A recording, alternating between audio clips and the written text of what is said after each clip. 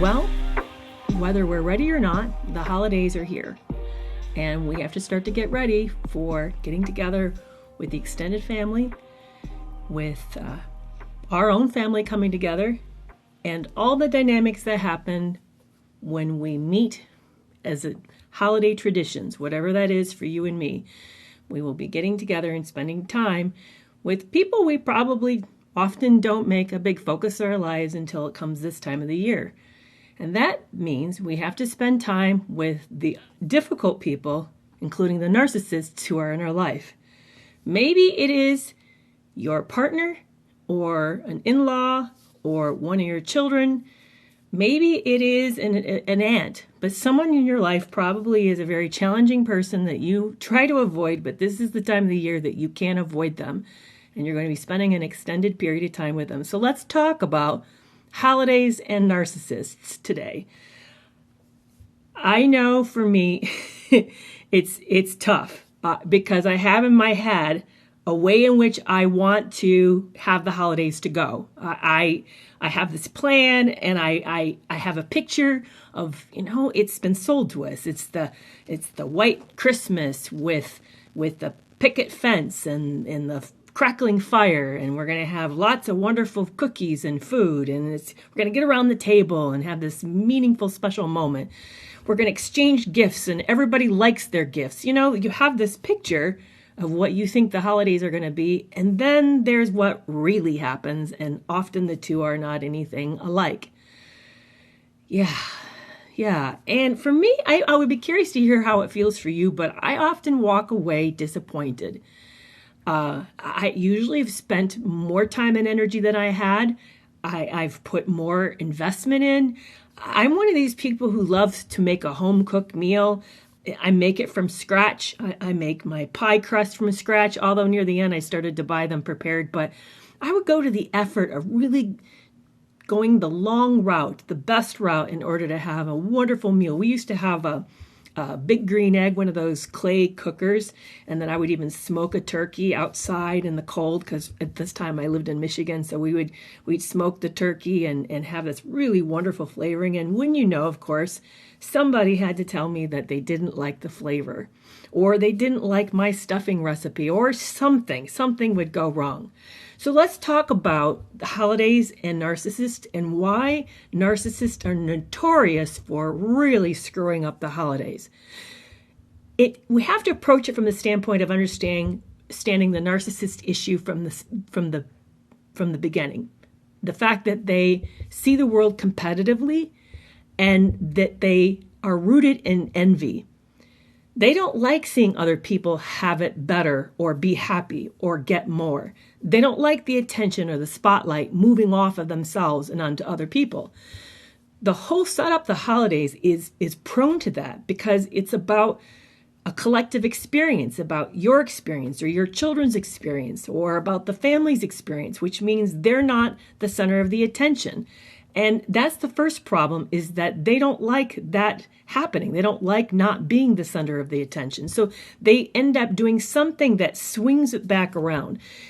And the odd thing is, and I know this makes no sense, but when it comes to attention, there is a hierarchy of what we'll prefer. They've actually researched this, and I know it's bizarre because it doesn't make sense to me. It's not what I would want, but it's not the way that it works in the world of a narcissist. Of course, the best attention is positive attention. Is when we get the accolades, or we get called out, or we're complimented, or we're told something really wonderful. But then the next level of hierarchy of attention that serves just as well, or at least second best, is negative attention. Believe it or not, narcissist or psychopathic people are willing to settle to have people angry with them and creating conflict. They don't mind it when they're called out or seen as a hassle or a problem. The worst form of attention is no attention. It's being ignored. To them, that's being invisible. That's not showing up at all. And that's very uncomfortable. So they would prefer, in a hierarchy, being the one that is the center of attention, or the one getting all the adoration and compliments, but they're willing to settle for anger, conflict, and issues as the next level of attention. So they're willing to make it a slight or an upsetness as a way to pull the attention back into their direction. So that's the first problem, is they just don't like the fact that the holidays are about other people, that it's not about them, that they have to share the limelight with you and with the children. And you would think that because, those of us who are not narcissistic, we're more rooted in the idea of connectedness and family. You would think that they would enjoy the fact that maybe their kids are being highlighted, or that there's this collective, really warm, wonderful experience. You'd think that that would be pleasurable for them, but it isn't, because here's the really wild thing about narcissism as a whole. So for a moment, let's imagine you shut your eyes and you imagine who makes up the landscape of your world.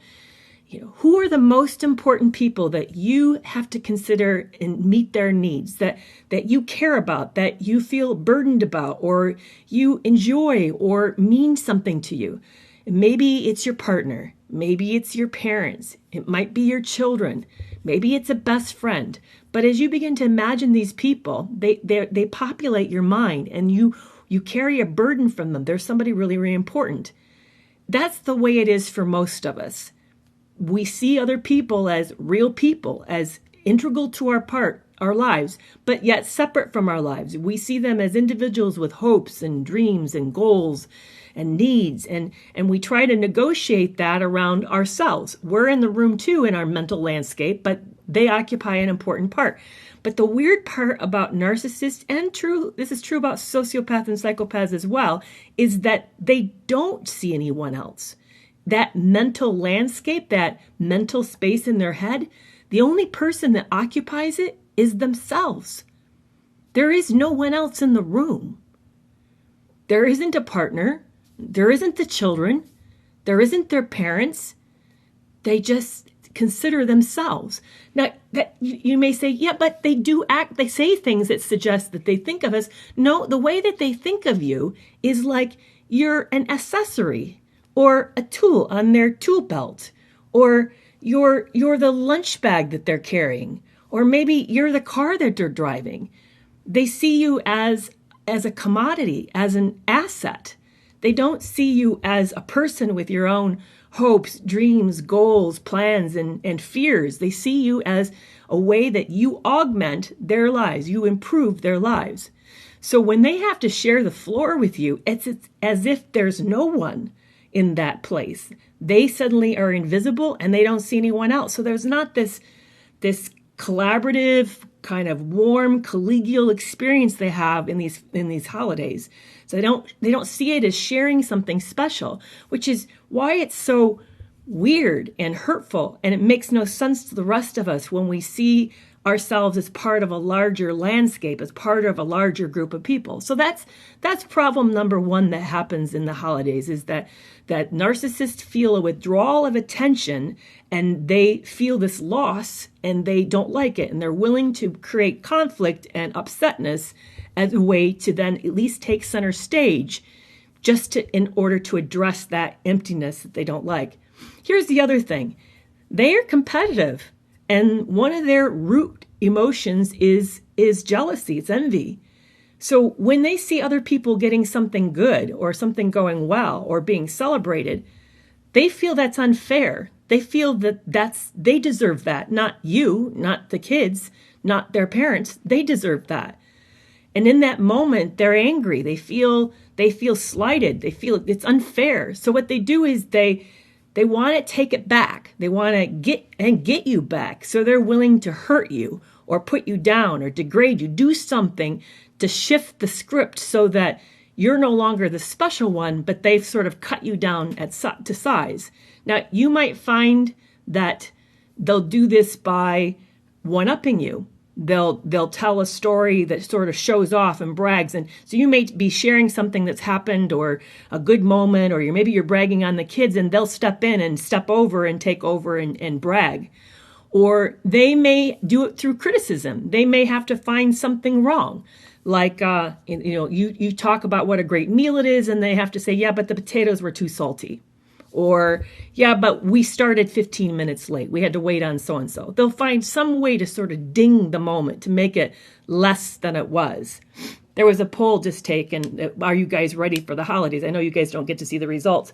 The poll over on Instagram was, you guys split it 3 ways. It was, you guys feel ready with your boundaries up. So a third of you feel, yeah, not ready or anxious. And maybe the last third feels like, I'm somewhere in the middle. That's great. I love that. You guys literally like split it right down in the center. But yeah, they feel life is unfair and that they should get everything good should always come in their direction. And when it doesn't, they need to then make sure that they share their pain and the anger they have with that. They make sure they share it. They love to share that. And they do it by criticism. They'll do it by letting you know that it wasn't as good as you wished, or you weren't all that, or something was not quite right. My father had a mixed personality disorder, and I'll never forget. Like I said, I like to make everything homemade. So I had kids, so I had the most children of all my sisters, and my kids were the youngest. So that meant that I was, mothering and babying them, longer, while my other sisters' kids were already grown or mostly grown. We were having Thanksgiving at my house, and like I said, I cooked a turkey outside, and I made homemade pies, and we even made homemade mashed potatoes. I did it the long way with boiling them and then mashing them all up, and just went to the whole nine, homemade gravy, and I had homemade stuffing and all of this, and we sit down. And what I usually would do is I would give those that were traveling something easy to bring. Like my father loved cranberry sauce, so I'd have my sister bring a can of cranberry sauce, and I'd have my mom bring some rolls and some pop or something. I just kind of made it easy because I didn't want them to have to cook at my house and use the oven. So we all sat down for a meal, and and I have to tell you, I also went the ninth yard, so I'd have the china out, I'd have real linen napkins, and I'd set the table, and we'd have like a nice centerpiece. I just went the whole 9 yards. So we sit down at the meal, and we start to eat, and it's passing, and nobody's saying a whole lot about the food. And my father finally speaks up and says, "Oh man, this cranberry sauce, it's the best I've ever had." And I looked for a moment, shocked, and I said, "Yeah, my sister had it really hard. She had to cut the can open and dump it into the dish." And then the whole table erupts into this big roar of laughter at the ridiculousness of it. But that was a moment where he probably wasn't even aware that he had to prick me somehow because of something. He had to let me know that I wasn't quite all that.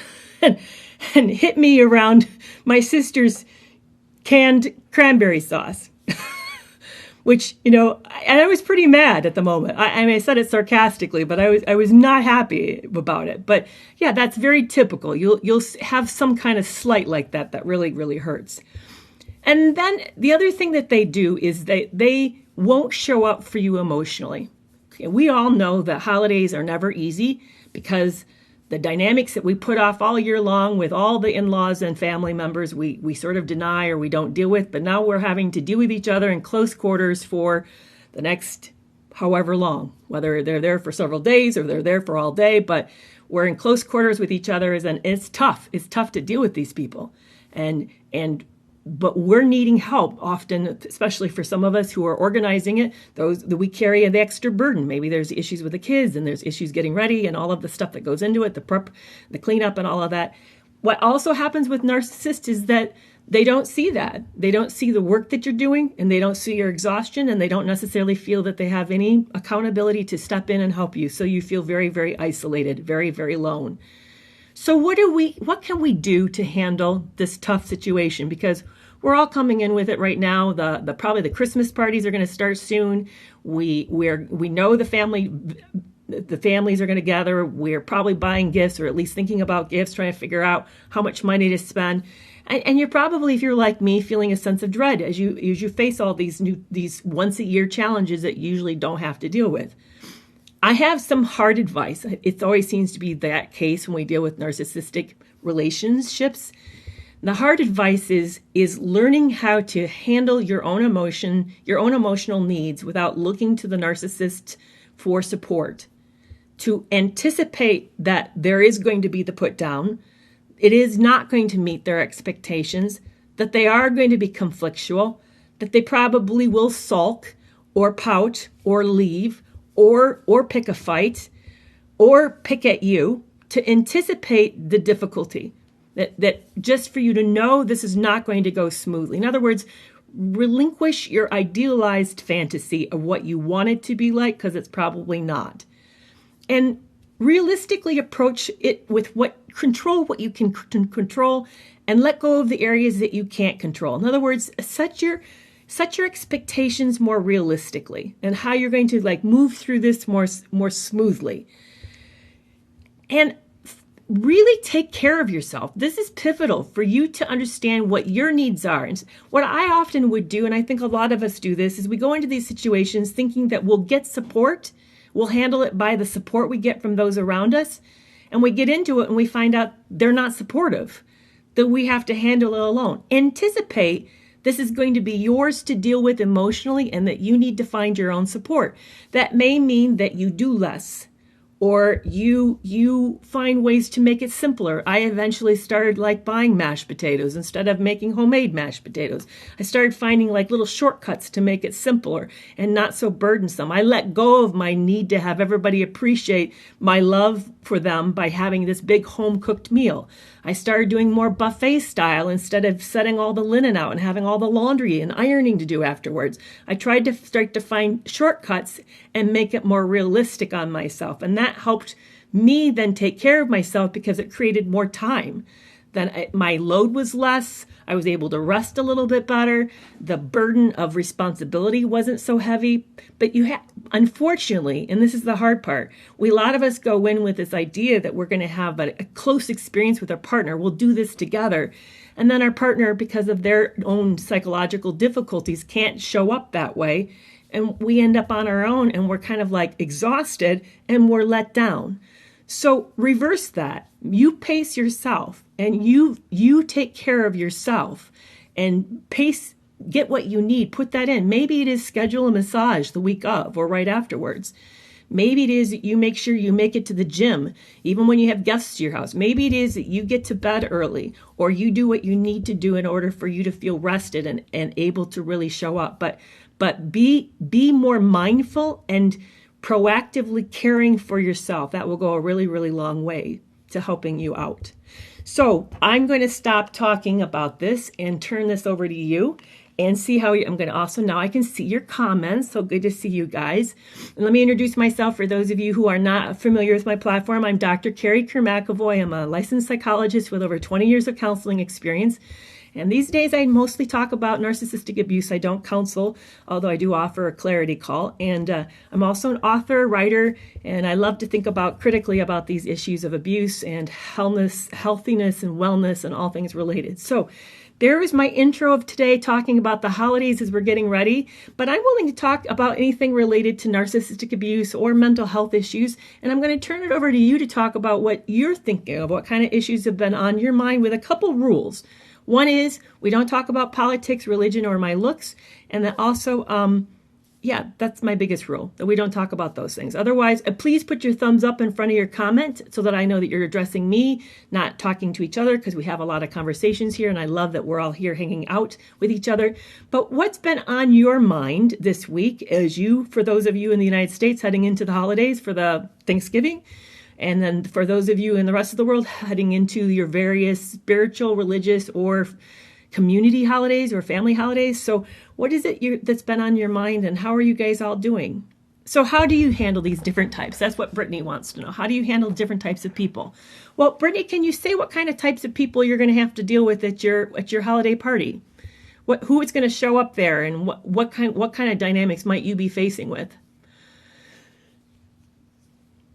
Yeah, I would love to hear what you're struggling with. And I'm going to look over here in Instagram. Hi, Instagram. How you guys doing? And by the way, while I'm waiting you guys to start asking me questions, I want to let you know I have subscribers for both of you. There's subscribers on the TikTok platform and on Instagram. What it does is it gives you access to a private Facebook community where we can chat with each other, but we also meet once a month for video chats where we collectively get together and talk about issues. And it also gives you access to steep discounts to all my products, online courses, books, webinars, and all sorts of things. And that's important because I'm going to be next week advertising a big webinar with Lundy Bancroft. I'm going to be interviewing Lundy Bancroft February 9th. So if you would like a steep discount to that, you can sign up as a subscriber on Instagram or TikTok, and that gets you into the group and all those benefits. So yeah, so what boundaries are really important? Okay, so someone said, I deal with a lot of bullying, put down, and smearing during family get-togethers. Yeah, that's tough. I dealt with some of that too. It helps for you to know that that's going to happen when you go. That just to plan on that happening. And here's the thing. It's hard advice, but but this is the thing. You interpret it based upon the way you want to interpret it. I know I don't like saying that because I don't like doing it because I'm one that has that happen to me too. I usually am the odd man out. So I understand what you're struggling with in the sense of it just doesn't feel good. What I would recommend is that you know that this is going to happen and you have a plan of what you're going to say or do, regardless of how you feel about it. You may think they're full of shit and you want to get back at them. Or maybe you feel like anxious and you're melting down and you want to break into a puddle of tears. There's going to be a way in which you want to respond, but I want you to plan a response. I want you to actually set up and plan and practice. Maybe it is you want to slap your knee and laugh like a big, huge belly laugh and say, oh, that's a good one. Boy, I've never heard that one before. Or maybe you want to say, oh, I could count on you. I knew you have the best digs possible. You want to do something that flips the script, something that deflects and makes it into something that is something that's funny. You want to turn it into something that's funny. But anticipate it. Anticipate that this is going to happen so that you can be ready for it and you have the comeback that you want to have for it. It isn't easy. There's no way. You can't stop people from being mean. You can't. But you can decide how you're going to respond that's different. And that's the big difference that you can do, is how you're going to take charge of the narrative and change it so that you don't let them know that they've impacted you in the way that they want to. That's how I would recommend that you deal with it. It's to be continued over Instagram says, is it appropriate just not to invite my partner to Thanksgiving until I see change on their end, since they're usually toxic to the holidays? Yeah, I think absolutely. It's your holiday. You get to invite who you want to invite, and you don't have to invite who you don't want to invite. We're under no compunction to invite anybody if we don't want to. That's up to you to decide who you want to have at your holiday. It is your holiday. Now, they will try to make you feel guilty. By the way, and I want to remind you, they don't feel guilt. I mean, we know that. They do lots of really crappy stuff and they don't take any accountability and they don't come back and apologize and there's no remorse and they don't make up for it. So, but they know you feel guilty and they know it's a great weapon with you and they'll weaponize it against you. So I want you to remember that they'll probably swing back and say, well, if you don't invite me, I have nowhere to go. Well, but that's their problem. They created the problem. So please be careful and guarded on that, because they're going to attack you on that and make you feel bad. But no, your holiday is what you want it to be and with whom you wanted to spend it with. So please make sure you take care of it that way and really enjoy it in the way that's best for you. I'm going to go back over here on Instagram and see what other kind of comments have come in, because I know several questions came in a row here. So Summer Bree says, I'm not doing Thanksgiving this year because I know it's not going to be appreciated. Yeah, like I said, it is your holiday for you to do what you want. If you don't want to do it, then don't do it. What boundaries are important to have with yourself when you spend time with toxic people? I think that Bree, and this is, by the way, for those of you who don't know, Abuse is Abuse. Bree's a wonderful content creator, a really large platform, has awesome advice, and everybody on Instagram and TikTok, if you don't follow her, please check out her stuff. She has one of the unique focuses, and that is on parental abuse, and also she does a really wonderful job with a lot of discussion around boundaries. So actually, she's the one that should be talking about boundaries because that's one of her specialties. And I so appreciate, in fact, I sometimes call her up with my issues and say, I'm struggling with this boundary, Bree. What do you think? So she has such good advice. So if you guys want help with that, make sure you look to Abuse is Abuse. Her name is Bree. But Bree, yeah, I think it's really, really important that we, oh, thank you. No, I appreciate that. I think it's really, really important that we know where the boundary breaches are. That's what I would start from. If you stand back and you look at your holiday and how they go, where do you end up feeling like you're pulled and nobody sees it and you're overwhelmed? Being overwhelmed is a sign of a boundary problem. I think another really good sign of a boundary problem is you're getting irritable and you're angry. What's making you angry? And another sign of a boundary problem is you're feeling invisible or really sad. So notice these kind of triggers or hot spots, and that's going to tell you where you've not anticipated and set better management around ways that are going to stretch you too far or take advantage of you or push you in a direction that you really don't want to go in.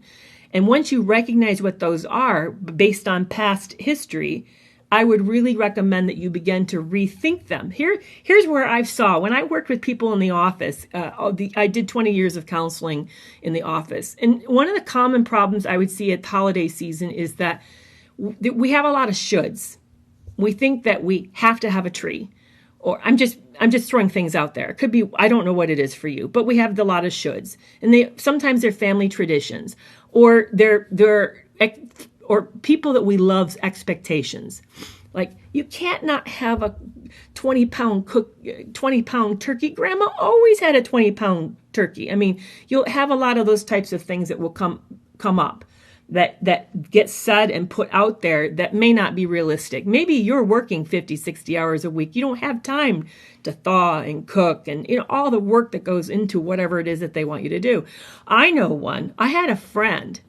She married into this family, and they had this rule that every family member, and this meant extended family member, had to have 7 gifts for Christmas.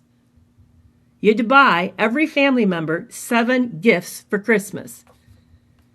Wow. I mean, the money alone, and they had to be a certain amount of money spent. The price tag alone was ridiculous.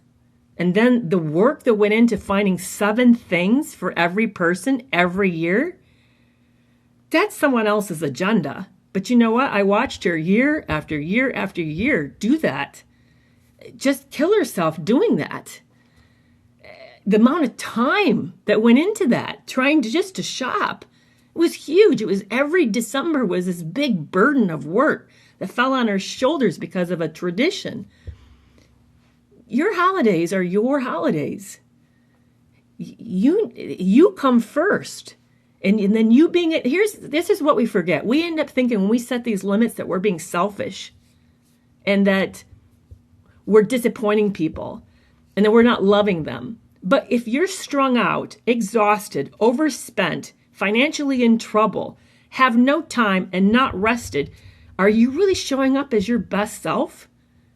I'd have a hard time not being just royally pissed at the whole family when I showed up at one of these events. Oh, and we haven't even talked about all the gift wrapping that has to go into that. That's hours of gift wrapping. I'd be one really resentful person if that was me. So by you attending to your needs and realizing what it is that keeps you emotionally in the best space, then allows you to show up in a way for you to bring your best self. And to me, that's the best gift. That's really the best gift. You coming in happy, coming in with a good spirit, coming in with you're excited to be there, and that whatever you do and you give is because you wanted to, and it's coming from the heart. So that to me is the biggest piece of boundary advice, is to really sort of, yes, there is going to be people who have expectations, and yes, they're going to put pressure on you, and they may not relent. They may be angry that you don't quite show up and do it the way that they want, but that's their issue. We make it our issue when we take it on. You don't need to take that on. Now, what do you do? How do you get around that? Because I always know that's the practical questions that come up with something like this, where you say, I understand that's been the tradition with your family for a long time, but it doesn't work for me. I'm not able to do that. And I really want to be my best self. And I just know if I try to do that, I won't be. So God bless you. If you want to do that, that's God bless you for that. but that's not something that I'm going to be able to participate in. They'll push on you. Trust me, they'll push you for that. And they may not understand. They may have big issues with the fact that you're not willing to do that, but that's their problem. And maybe it does hurt the relationship with them. Maybe going forward they have issues with you. But in my opinion, this is the choice. Your choice is this. Your choice is you give in and capitulate and you become a non-self. You've now basically let them define who you are and how you're to show up every single time. You become a non-person. Or you become a person, you hold your ground, and you know that people get disappointed and sometimes people don't like us, and we can live with that. That to me is the two choices.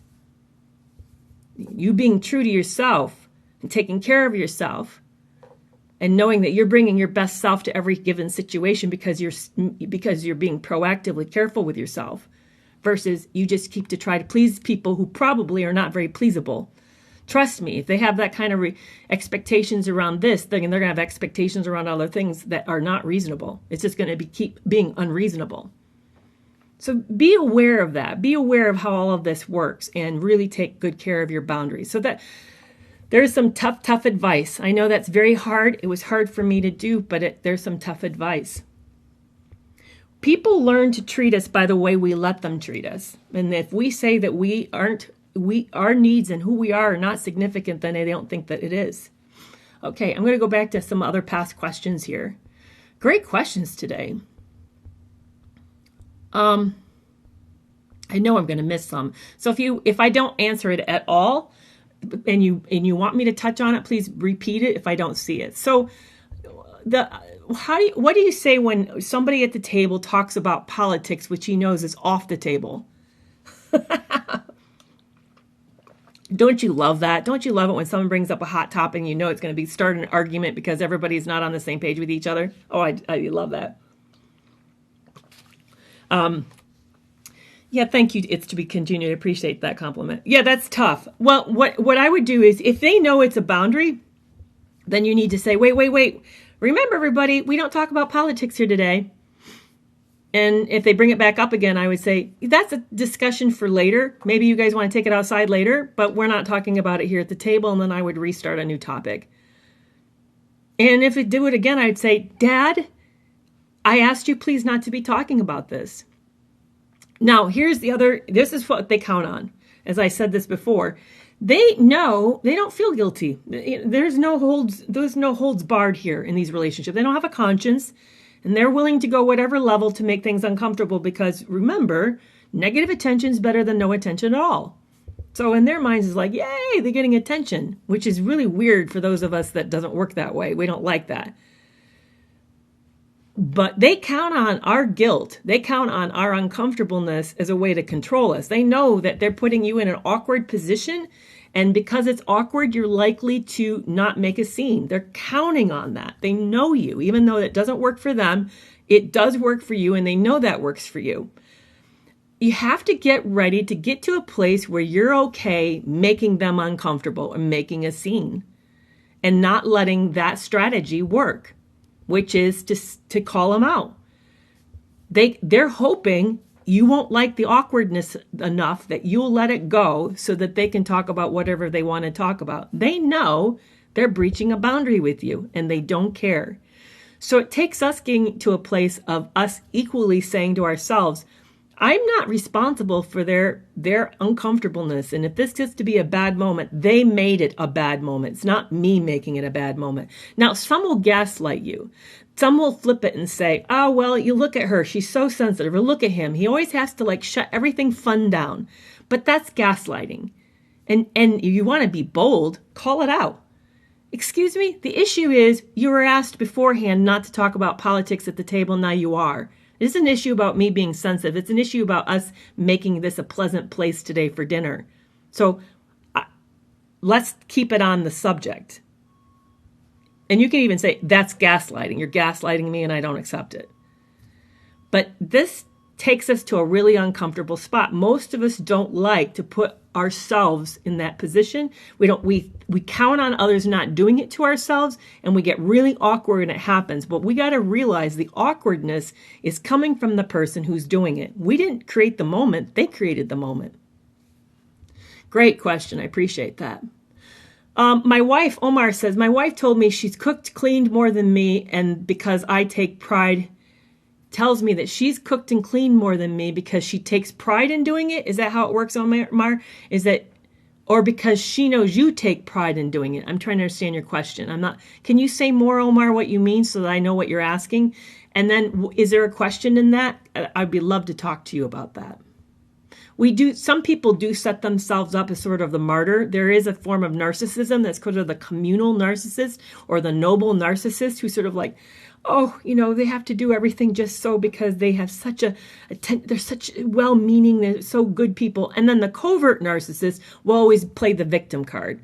Nobody does it right, and they're the one that everything always falls to, and it's such a rough spot for them. So I want to make sure that you're not talking about that, or if you are, we can talk more about it. All right. So Barbie doll, I like that. My husband and in-laws leave me out of the conversation. I'm only there to cook and clean. There's no help. Ooh, that's a painful one. Yeah, it's hard when you end up being the one who's left. You know what you might want to do about that one? I'm just thinking out of the box, okay? Not all of this may work, but I'm going to throw out some ideas on how to get around that. Delegate. Before you start into this, actually delegate. Maybe tell your husband and in-laws what they need to do that day, and then look for them to do it. And if they don't do it, don't rescue them. If you delegate that they're to bring the rolls and the whatever, maybe the alcohol or whatever, and then they don't, then don't have it. And maybe somebody's got to go run for it, but then that's not, or you have to call Uber Eats or something, but that's on them. But don't rescue, delegate and don't rescue. In other words, lighten your load enough so where that you can sit down and have a conversation. Now, you can't control whether or not they invite you in the conversation, but you can certainly make sure that you're at the table when the conversations are happening. So that's one idea. Another idea is for you to make your own plans, to know that they're going to cut you out, so that maybe you plan a phone call or FaceTime another family member, or you get cousins on the line, or you do something that's sort of a family-oriented thing that you can then say that if they can join in if they want to, but you make sure it's a really, really good thing so that they'd want to. But there's ways for you to kind of think about how to take the control back to make this different, make this better. I would really urge you to sort of think about how creatively you could switch this whole thing so that you're not the one who's just the maid and the cook for the day. But wow, that's painful. I'm sorry to hear that's been happening to you. Oh, I'm glad. I'm glad you're happy to see me, Rebecca. I'm glad to see you too. All right, so other questions that are coming in. Oh, Sly. The person who did the 7 gifts per person, she got 7 gifts per person too. By the way, can you imagine? That's another problem. I didn't even mention that problem. Afterwards, they had things that they didn't want. They had to find a place for everything. It was ridiculous. It was ridiculous at all levels. I just couldn't believe it. They did that. It was really tough. I wouldn't do it, frankly. I would just opt out. I wouldn't have done that. Yeah. I just saw somebody say, bring an adult coloring book. I think you're talking about the one who gets cut out of the family conversation. One of the things I used to do is I had my in-laws really loved to watch football, and it was a specific team. I'm not into football's okay. I've learned to watch it. It's not the way I want to spend a day. I spend my holiday, but I've learned to be survive it. But what I used to do is used to bring knitting. I used to bring a project that I could work with my hands and kind of preoccupy myself with while I did that. So that was one way I coped with it, is I brought a project. Yeah, I think adult coloring book is a great idea as a way to cope with when you get cut out of something like that. But really think out of the box. What would make it a special day for you, and do that. I would do that. What happens when narcissists have babies themselves? Yeah, they treat their children no differently than they treat anyone else. They see them as extensions of themselves, and they live through the kids, or they forget the kids, and they that's why there's these roles, like you may have heard, the golden child and the lost child, the clown, the scapegoat, the parentified child. They kind of, people are assigned to certain roles as a function to kind of hold the family together and stabilize it. But they're no better. They don't show up any better for their children than they do for anyone else in their lives. Sadly, that's very, very sad.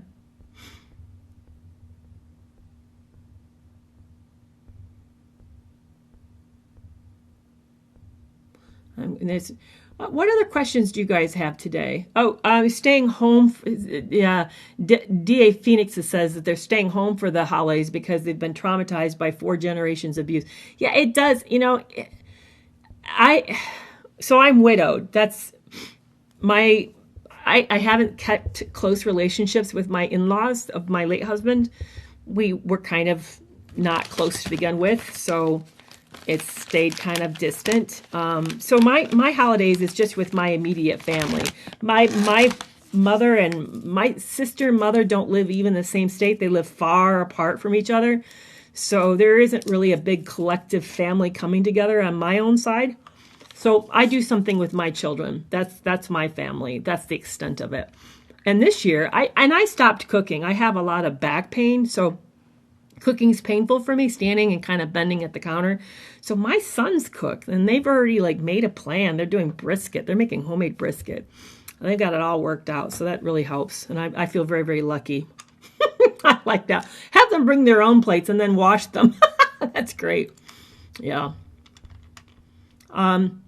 My husband's a covert narcissist, but calls me toxic and the narcissist at every argument. No, you're not. Okay, so let's talk about how to identify a narcissistic person or a person with personality traits, because that's a great question.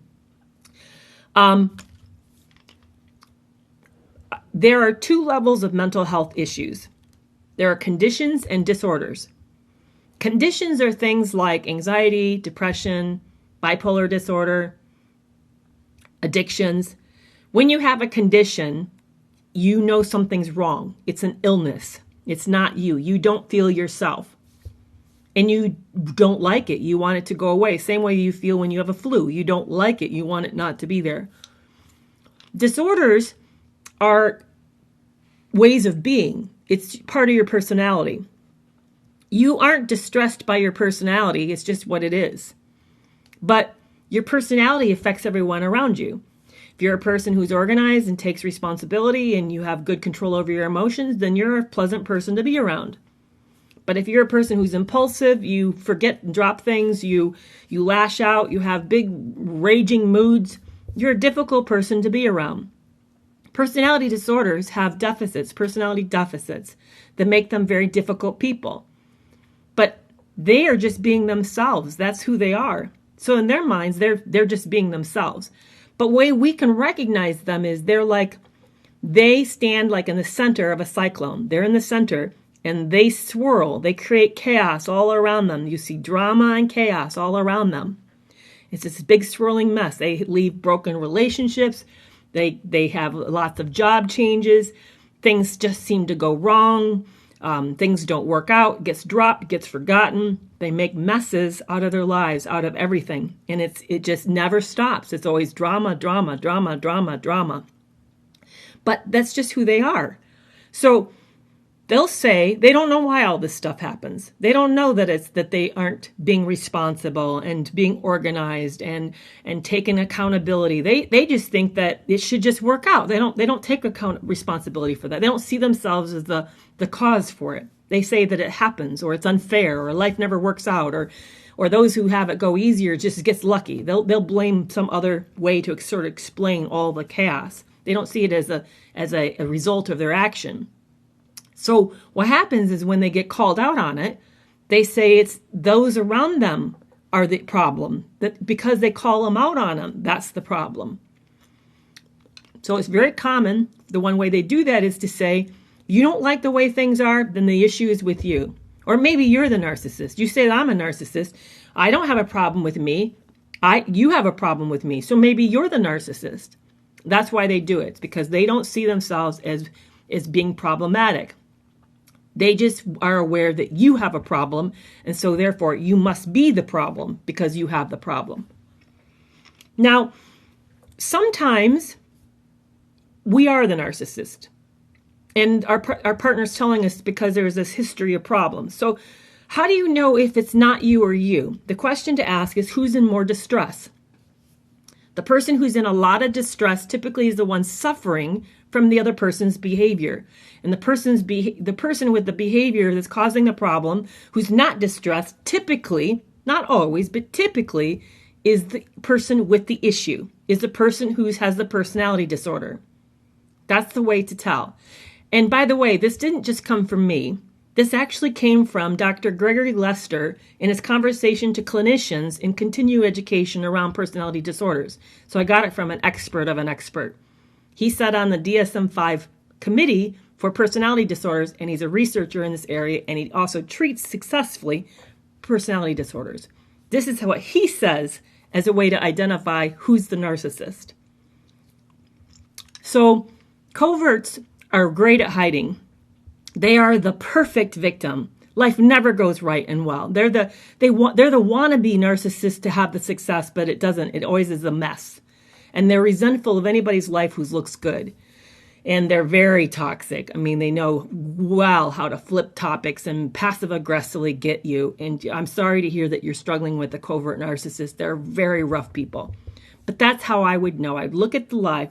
Since you're the one that's in distress, and if he's the one creating the chaos, then he's the narcissist, and you're the one suffering from his behavior. I hope that helped. Oh, and now he's refusing to get couples therapy. I wouldn't, by the way, recommend that you get couples therapy. This is true for everybody who's in a relationship with a narcissist. You don't want to go into couples therapy. They weaponize the therapy against you. Remember, they don't have the problem. They're going to flip the script in the room and make you the one who has the problem. And they're going to corrupt the treatment frame by making the therapist have to somehow placate them in order to keep it pleasant. I've been in therapy with them, with their partners. It's rough. I don't enjoy it. It usually is not effective. And then I've also been in couples therapy with a narcissist, and he just got better at lying and hiding and being very, very deceptive. So I wouldn't recommend couples therapy. I would recommend that you get therapy for how to deal with the fact that you're in a very abusive relationship and what to do to set better boundaries, and maybe even to consider how to exit the relationship safely. That's what I would recommend. But therapy's not indicated in this situation.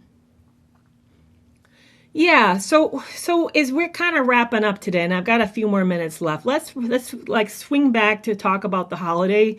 As you guys are approaching the holidays, and maybe it's this week if you're in the United States. Maybe for those who are not in the United States, you're coming into the big season, and that let's talk about how to make new traditions. I would really urge you to stand back and think about what you actually have control over and what you don't have control. Think about where the spots are that are very, very difficult around the holidays and what you can do differently to make them less difficult.